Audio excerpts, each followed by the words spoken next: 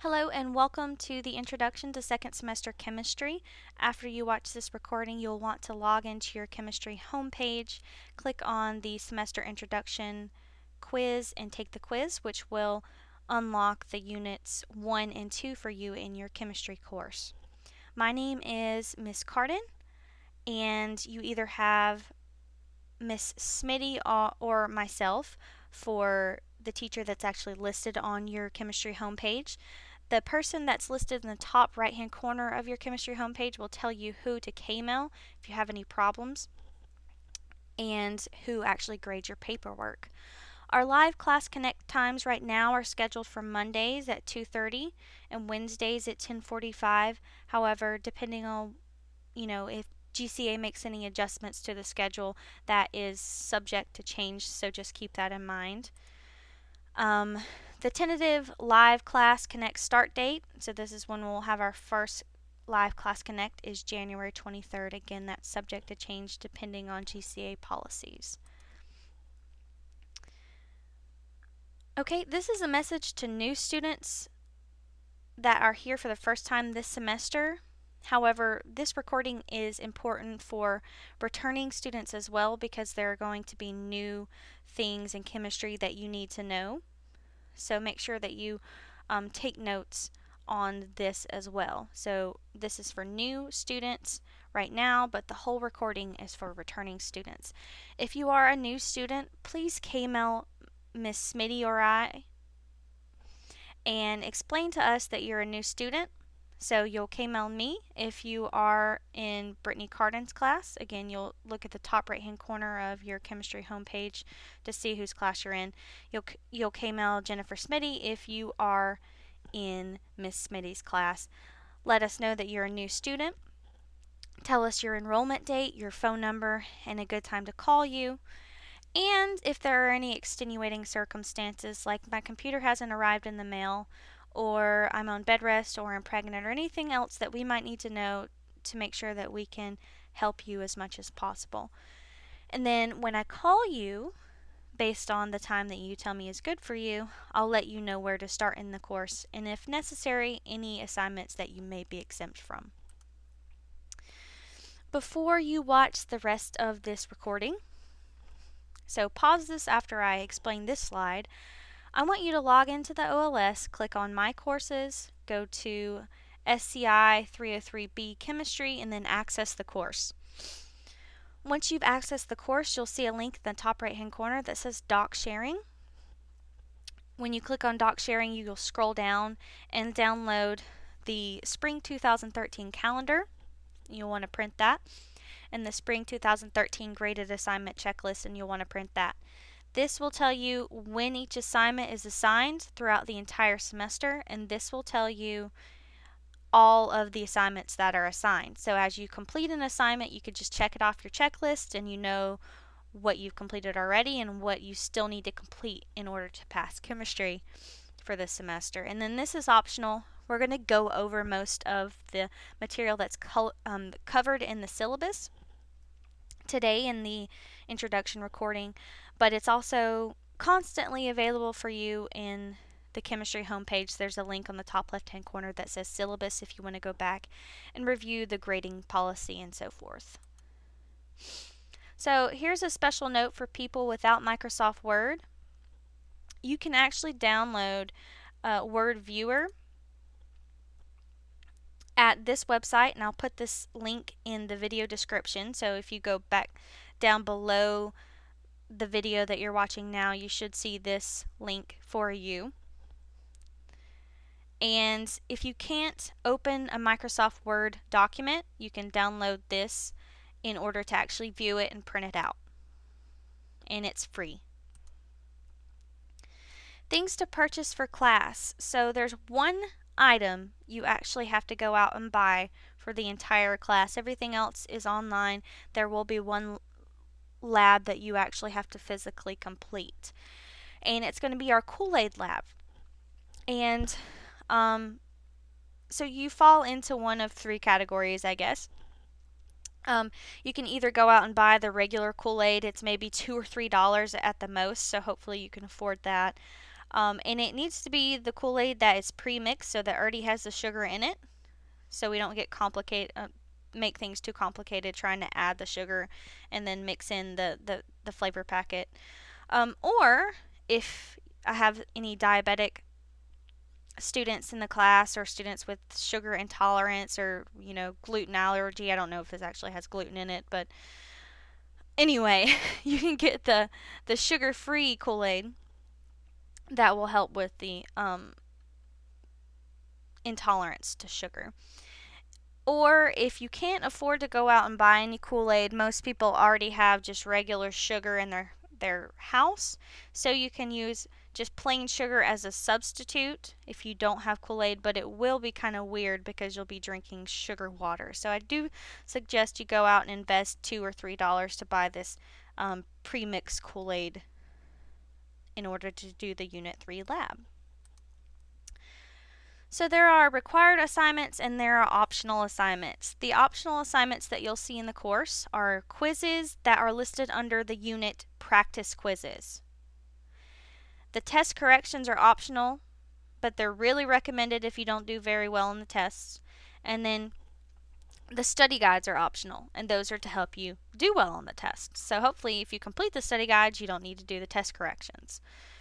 The required assignments are all assignments on the graded assignment checklist, which include quizzes within the units 1 through 5. So if you see a quiz that's in units 1 through 5, that is a required quiz to complete. All the quizzes that aren't required are listed in the practice quizzes unit, which is down below the semester exam.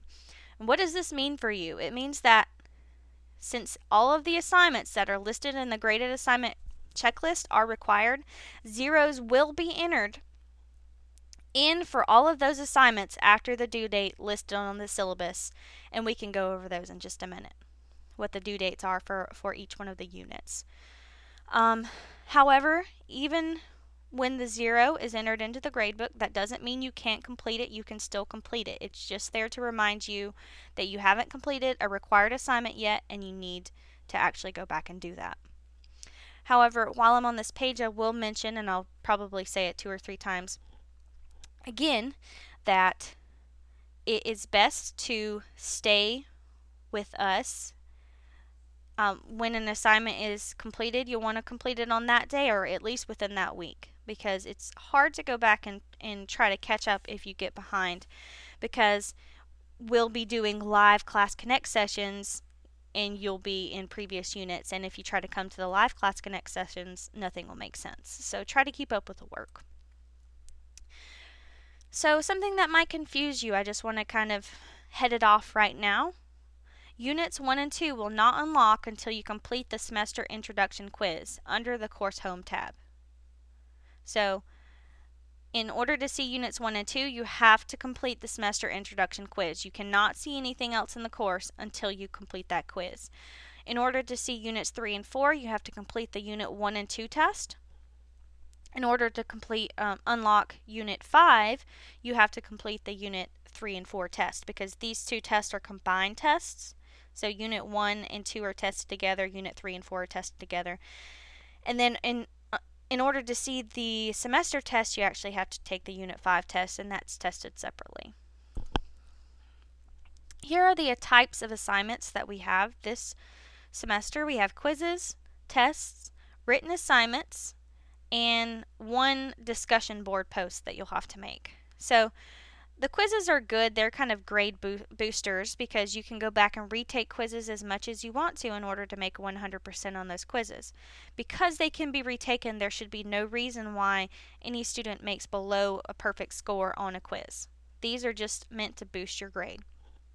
The test cannot be retaken, but test corrections can be submitted. So that's for the 1 and 2 tests, the 3 and 4 tests, unit 5 tests, and then the final exam. All of these will have test corrections you can submit to earn points back that you lost for any question that you missed.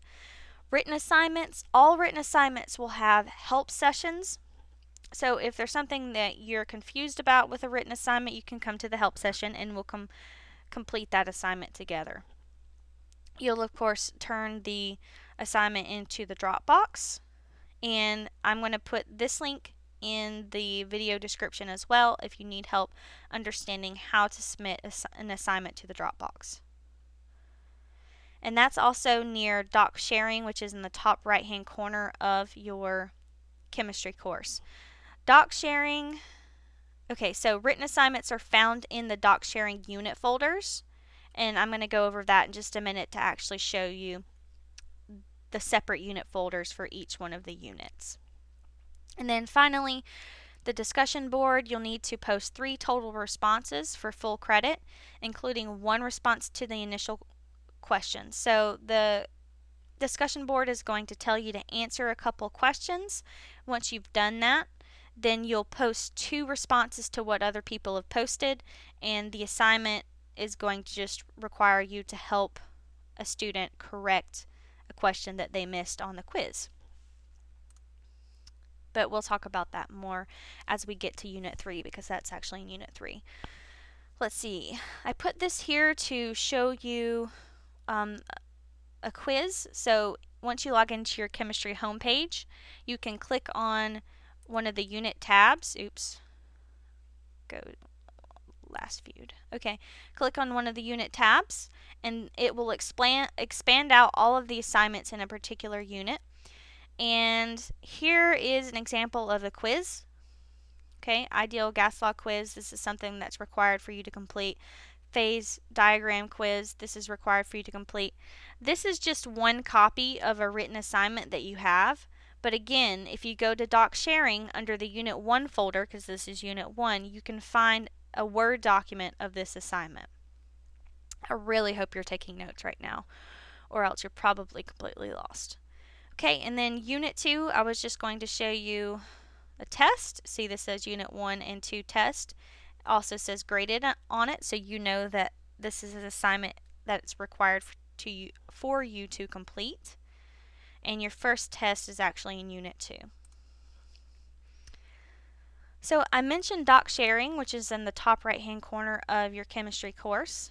Notice that at the very top of doc sharing, there are separate unit folders. So when you first click on doc sharing, you're going to see files down at the very bottom that are in this folder right here. It's like Chem section 4 or 14 or whatever section that you're in, and then it's going to be in the general folder. But in order to access written assignments for particular units, you'll have to click on one of these unit folders, and then the written assignments will actually be within the unit folders if you scroll down. Okay. Test corrections.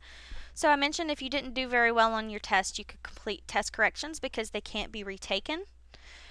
In order to submit test corrections, here are the things that you have to have within a document that you submit to doc sharing. The question that you missed, as well as the answer choices for each one of the questions, the incorrect answer that you chose, and the correct answer choice, and then you have to tell me where you found the correct answer. And this could be a lesson and page number or a website address. And then you could submit, after you compile all the questions that you missed, the incorrect answer responses, the correct answer response, and then where you found the test correction, you submit it to the test correction Dropbox for that test. You'll earn 3 out of 5 points for each question that you correct. So if you made a 50% on a test, you would end up making an 80 if you correct all of the questions that you miss. Here's one difference from last semester that I want to make sure I point out. So last semester, when we graded test corrections, we went back and we added the points to your test grade. This semester, we're just going to have a separate column for test correction points. So in order to get your final test grade, you'll have to take your original test grade and add the points earned from the test correction column in the grade book. There are new lessons, or should I say the way that they're formatted is new this semester. So instead of just being plain K-12 lessons that you click on, and then read through, some of the lessons are still like that. Others, I give you the option of reading the lesson, or you can watch the video. So you don't have to do both. It is an option. You can read the lessons like you're used to from last semester, or you could watch these videos that are embedded within the lesson. In order to read the lessons, you will actually click on each one of these links. So you'll click this top link, read that lesson. That one's like molarity. And then you'll read the second lesson as well. So this shouldn't take you longer than like 30 minutes to do that. So you have to read both of these lessons to complete the reading for this particular reading assignment.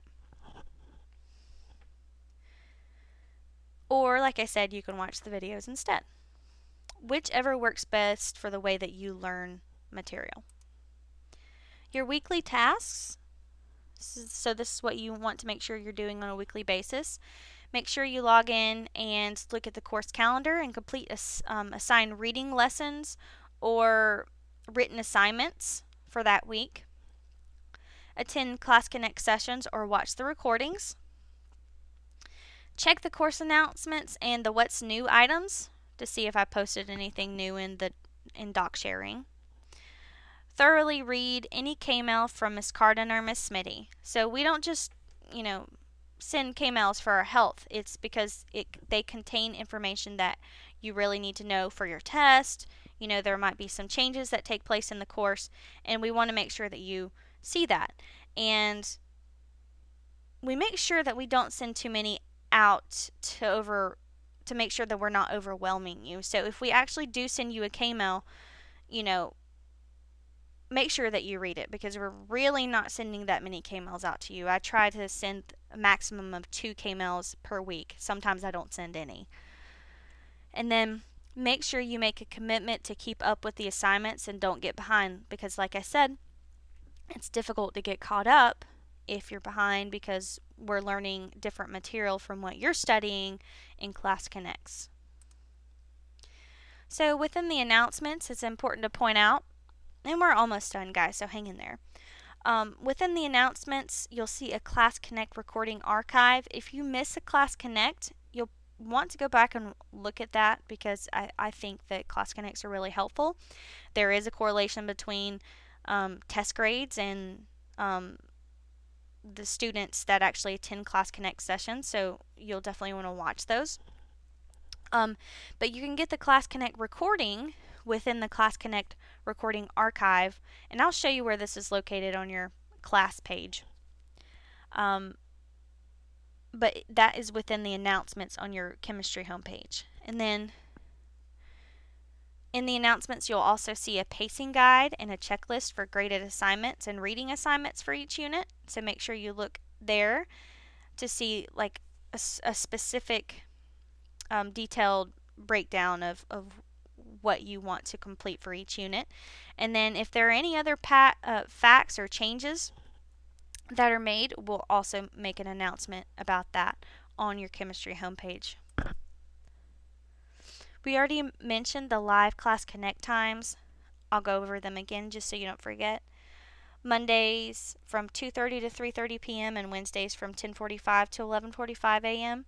And then there are only some Wednesdays. There are actually only 2 help sessions this semester. And when we have help sessions, those will take place on Wednesdays from 2 to 3 p.m. Notice that the new schedule for this semester, which is different from last semester, we do not have reading assignments assigned on days that we have Class Connects. That's because attending a Class Connect or watching the recording is a part of your daily coursework. So it's no longer in addition to the coursework that you have. It's a part of the coursework that you have. So you want to make sure you attend the Class Connects, like I said, because there is a correlation between test grades and those students that actually attend those live Class Connects or watch the recording. A difference from last semester: Class Connect bonus points. You got bonus points last semester if you just filled out the survey, the attendance survey. This semester is going to be different, okay? So there's a total of 50 bonus points that you can get if you attend all the Class Connect sessions that there are. You get 2 bonus points per session, only if you fill out the survey, but you have to have the correct code word. And if we don't give you a code word, you might have to fill out a survey question. But you have to have the correct answers in order to get credit, and that's to make sure that you're actually listening during the session. So you're not just coming, tuning out, and then filling out the survey at the end and getting bonus points. And I apologize in advance if you have technical difficulties while watching the Class Connect recording or if you're in the live session. But you'll need to go back and watch the recording to see the material that you missed and to get the code word if you missed the code word the first time, because I'm not going to give it out at the end of class. Okay, so if you're in class, you're paying attention, you're not turning the sound down, you're not browsing Facebook and missing the code word. So again, I'm not going to give the code word out again. You'll have to go back in the recording and watch it again if you miss the code word the first time I give it, regardless of the reason why you miss it. Okay, so here's a summary of all the things that we've covered. All the written assignments that you have are located in doc sharing in the unit folders, and those are in PDF or doc formats. So if you can open a Word document, you can also open a PDF of that document. You need to get KoolAid for our Unit 3 lab, preferably the pre-mixed KoolAid, or a substitute if you can't afford the KoolAid or if you have diabetes. Zeros will be added in the gradebook for each assignment listed on the graded assignment checklist. There are new lesson formats this semester that give you the option of either reading or watching a video, so it's an either or.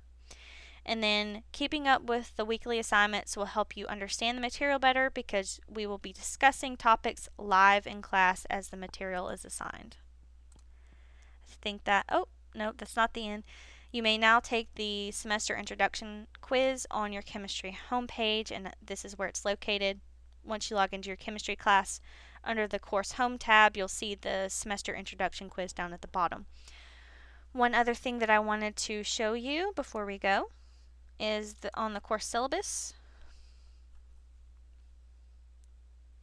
Here are the due dates. Here are the dates that I'll actually be entering zeros into the gradebook. So if February 22nd is when I will enter zeros in for any work that's not turned in Unit 1. March 8th is going to be when zeros are entered into the gradebook for any assignments that aren't turned in Unit 2 and so forth. So you can see those there. Is there anything else that I need to cover in this syllabus? So you can, if you download the syllabus, if you want to read about what we're going to be studying about this semester, you can download it and read more about each one of the units in the course. Okay, make sure you K-mail me or Miss Smitty if you have any questions about anything, and good luck.